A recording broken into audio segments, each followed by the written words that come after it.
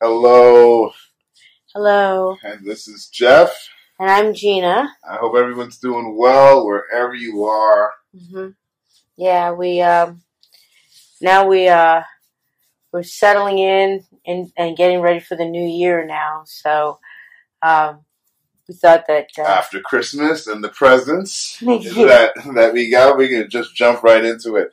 So I got Gina uh, this rare out of print Duchess of Windsor Southern cookbook, cookbook, Southern chicken. her favorite Southern recipes, Her favorite Southern recipes. and Okay. and some foreign recipes. She also And you also got a tabletop book on Sir Harry Oakes. That's right. His memos. And Sir Harry Oakes used to be the richest man in the world who was murdered in the Bahamas during the time the Duke and Duchess of Windsor were living in the Bahamas. Yeah, they were the governor. He was governor. He was governor. Right. Yeah. He was appointed governor. Appointed governor. Yeah. He was exiled. He was exiled. He was causing too much trouble. He was. They took away all his money. Mm-hmm. You know, being a king, he had this whole big. What was it? 38,000 something a year, or so 300,000 a year that he was getting, and he 30,000 pounds. Yeah. So when he abdicated, I ain't had no money. So now, Wallace, 2 times divorced. She liked her richness. Shoot, you put the man up against the wall. So now he's like, where was he in Lisbon? Mm-hmm. Goes to Lisbon, Portugal, eh?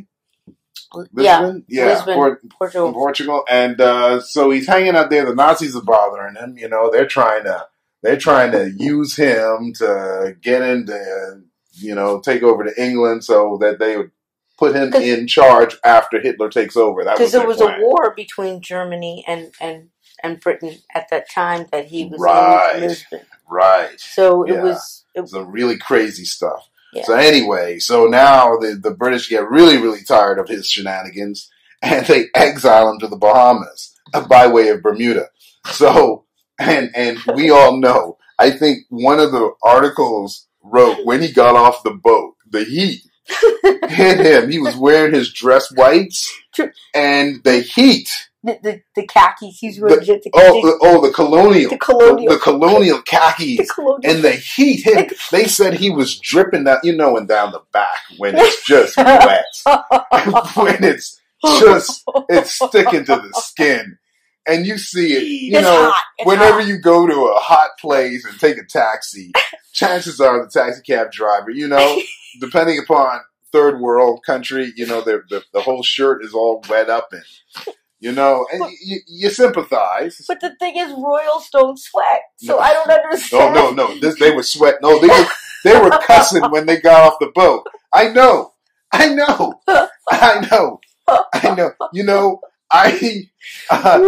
When they got off the boat, you would thought that the climate would have been the worst thing. No.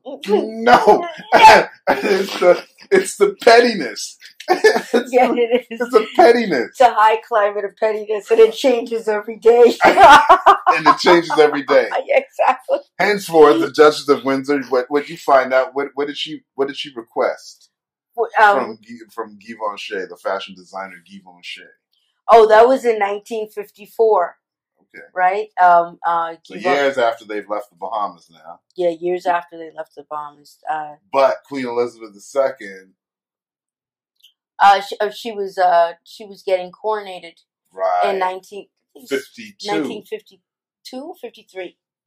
Somewhere around there. Yeah, we have to look that one up. Yeah, I think it was 1953, and then a couple of months after that, that's when the Duchess of Windsor appeared in a dress that was designed by Givenchy. Yeah, let me say it right. Givenchy. Yeah. And what was the dress?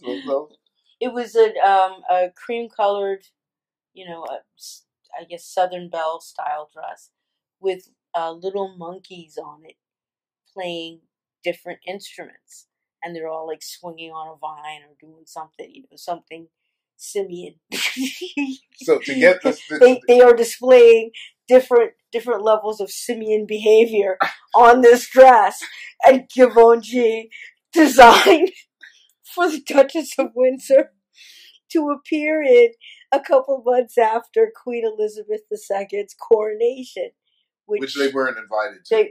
They weren't. They weren't invited. They weren't invited to. They weren't invited to. Yeah, but she had she had a. No one was expecting the monkey dress so much.